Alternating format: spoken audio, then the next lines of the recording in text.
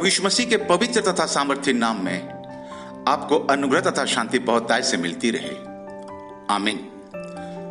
आप सभी को शमूएल तांडी का प्रेम भरा नमस्कार। मेरे अति प्रिय मित्रों, पवित्र शास्त्र बाइबल में भजन संहिता 51 अध्याय के 17वें पद और 34 अध्याय के 18वें पद में बाइबल कहती है, टूटा मन परमेश्वर के योग्य बलिदान है। हे परमेश्वर, तो टूटे और पिसे हुए मन को तुच्छ नहीं जानता।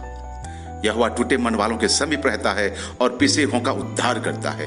जी हां मेरे प्रियो, यहोवा टूटे मन वालों के समीप रहता है और पिसे हुओं का उद्धार करता है। टूटे हुए हृदय का अर्थ क्या है? जी हां, टूटे हुए हृदय का अर्थ क्या है? विश्वासी के जीवन में यह गुण कैसे प्रकट होता है और उसका महत्व क्या है? हां प्रियो, जिस विषय पर हमारे ये प्रश्न हैं वह है परमेश्वर के सम्मुख पापों का अंगीकार करने की तैयारी और उनके समक्ष जिनके विरोध में हमने पाप किया है। जिसका हृदय टूटा हुआ है वह सहज ही पश्चाताप करता है। वह उस अपने पापों को छिपाने का प्रयास नहीं करता। समय सब घावों को भर देता है। ऐसा कहकर अपने गुनाहों को भूलने का प्रयत्न नहीं करता। वह तो परमेश्वर की पवित्र उपस्थिति में दौड़कर चला जाता है और पुकार उठता है, हे प्रभु, मैंने पाप किया है। हे पिता, मैंने पाप किया है। मैंने तेरे विरुद्ध पाप किया है। मुझ पर अनुग्रह कर, मेरे पापों को क्षमा कर, मेरे अपराधों को मिटा दे। उसके बाद वह उन लोगों से मिलता है जिन्हें उसके द्वारा चोट पहुंची है। वह कहता है, मैंने गलती की है, मुझे खेद है, मुझे माफ कीजिए। वह एक बात और जानता है कि क्षमा मांगने हेतु उसे कितना लज्जित होना पड़ा है। दूसरी ओर वह अनुभव करता है कि उसका विवेक साफ है और वह प्रकाश में चलता है। सच्चा पश्चाताप कहता है, मैंने गुनाह किया है। मैं यहां आया हूं ताकि आपसे क्षमा मांग लूं। जो अपने अपराध छिपा रखता है, हां मेरे प्रियो, नीति वचन 28 अध्याय के 13 पद में बाइबल कहती है, जो अपने अपराध छिपा रखता है उसके कार्य सफल नहीं होते, परंतु जो उनको मान लेता और छोड़ भी देता है उस पर दया की जाएगी। कृपया ध्यान से सुने।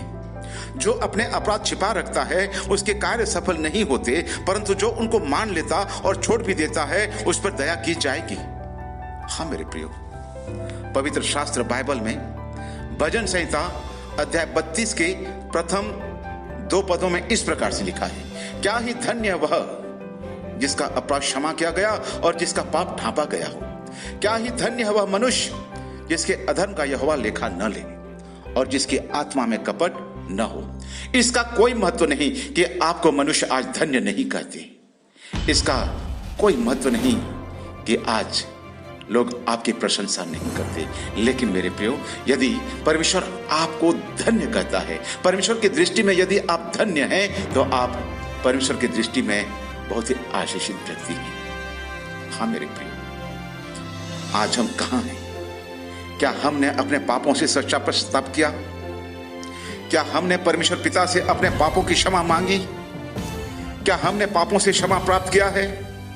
आज भी परमेश्वर हमारा इंतजार कर रहा है कि हम उसके पास दौड़ कर आएं और उससे क्षमा प्राप्त कर लें। क्या आप ऐसा ही करेंगे कि परमेश्वर के पास आकर अपने पापों से क्षमा मांगेंगे और उद्धार को प्राप्त करेंगे? काश परमेश्वर आपको ऐसा करने में आपकी सहायता करे। आमीन।